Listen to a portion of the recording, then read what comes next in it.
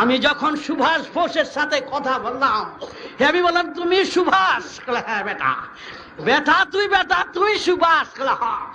দেখো তোর মধ্যেই পেলাম আমি দেশাত্মক বোধের সারা, সূর্যের কিছু অংশ তোর মধ্যে জ্বলছে সুভাষ।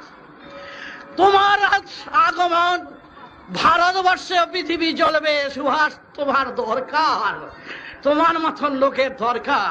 তাহলে রাজনীতির লোক হিসাবে আমি চিন্তা করিনি, একটা সূর্যের টুকরা একটা খন্ড এসে তার মধ্যে দেখছি জল জল করে জ্বলছে, সুভাষ আত্মহরা হয়ে কাঁদছে দেশ ও মাতৃকার সেবার জন্য। আমার কাছে বেদের কথা শুনলেন, বেদের কথা শুনলে বললে যে ঠাকুর আমি বেদকে ভালোবাসি, আমি বেদের পূজারী হতে চাই। আর কি বেদে আছে? বেদে আছে তত্ত্ব, বেদে আছে তথ্য, বেদে আছে সমান সুর।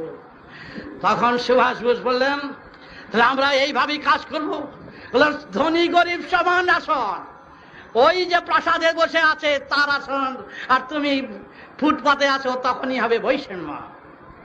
এক আসন কহ বেটা, সব দেখবা সব বিবাদ কেটে যাবে, ঘর দরজা খুলে শুনলেও কেউ চুরি ডাকাতি থাকবে না। তাই সুভাষ বোস গেলেন চলে, বাইরে চলে গেলেন। তারপর সুভাষ বোস চলে গেল 1962-তে। আমি শুধু বললাম সুভাষ বোস কোথায় আছে আমি তা জানি, সুভাষ বোস আছে কি নাই তা আমি জানি, এবং সুভাষ বোস কেমন আছে তাও আমি জানি। যদি আমাকে বলতে বলে তাও আমি বলতে পারবো। তার আগে আরেকটি কথা আমায় বলতেও হবে, কারণ আগেই বলেছি বেদের কথায় যেই কথা প্রমাণ দেওয়া যাবে না, প্রমাণে সহজে আনা যাবে না, সত্যি হলেও আমি বলবো না। সুভাষ বোস আমার ধারণায় যদি কোথাও থেকে থাকেন, আমি এই কথা আপনাদের বলবো না। আমি সুভাষ বোস আছে এটা বিশ্বাস করুন, আমি এই কথা আপনাদের বলবো না। আমার মনকে আমি বলছি বেটা বিশ্বাস করবে সুভাষ আছে, কিন্তু আপনাদের বলবো না, কারণ আমি একজন ছোট বয়স থেকে আমি গদির ঠাকুর নই, আশ্রমের ঠাকুর নই, আমি ল্যাংটা কাল থেকে মারপেট থেকে পরে 5-6 বছরের ঠাকুর। এই বয়সে 5-6 বছর বয়স থেকে, আর এই বয়স অব্দি বহু রকম বহু অবস্থার সঙ্গে আমার যুঝতে হয়েছে, লড়তে হয়েছে। তো সেই সুভাষ বোস যখন কথা আমি বললাম যে আমি যেই সুভাষ বোসকে জানি, যেই সুভাষ বোসকে আমি দেখেছি, কথা বলেছি, সেই সুভাষ বোসের পরিবার সাথে আমার দহরম মহরম, সুভাষ বোসের ব্যক্তিত্ব সম্পর্কে আমার সম্পূর্ণ জানা, এবং সেই সুভাষ বোস কোথায় আছে আগে এবার তারপরে আমার যেটা ধারণাটা লাগে দিতে হবে। আমার ধারণা আমি যাকে সুভাষ বোস বলিয়া জানি তিনি হবেন সেই সুভাষ। আমার ধারণা তিনি হবেন সেই সুভাষ হয়ে যিনি কাজ করছেন, কর্মব্যস্ততার ভিতর দিয়া তিনি দেশে আসতে গিয়েও আসছেন না। কেন?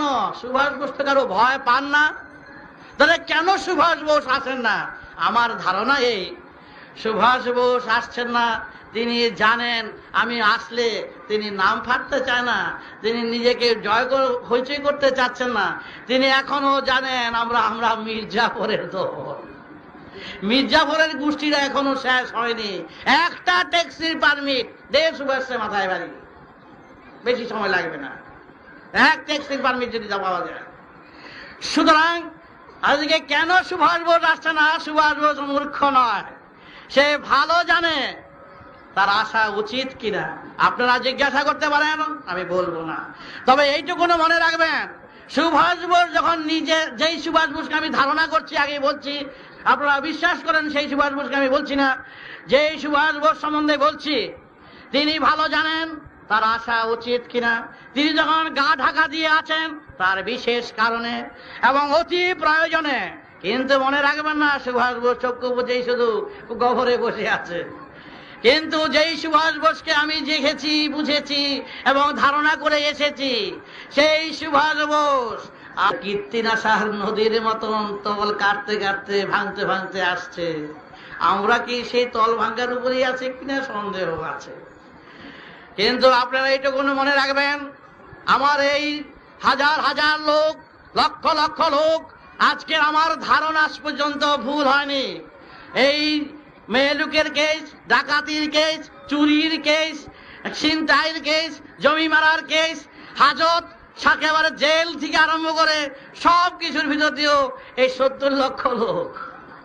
সুতরাং আমার ধারণা আজ পর্যন্ত মিথ্যা হয়নি, এবং সেই ধারণা থেকেই আপনাদের একটি কথাই বলে যাচ্ছি, আমার সেই ধারণা আপনাদের কাছে সত্য হোক। আমার কাছে সত্য হয়ে আছে, সুভাষ সম্পূর্ণ সুস্থভাবে আজও জীবিত আছে, এইটুকু মনে রাখবেন। আমি জওহরলাল বেঁচে আছে এই কথাও কিন্তু বলছি না, রাজেন্দ্র প্রসাদ বেঁচে আছে এই কথা বলছি না, আমি বলছি সুভাষ বেঁচে আছে। সুতরাং এই কথাটা বলছি শুধু এই জন্যই, বলার অধিকার স্বাধীন সরকারের সবাই আছে। কেউ বলছে নাই, তার যেমন ক্ষমতা আছে, কেউ বলছে আছে, তারও সেই ক্ষমতা আছে।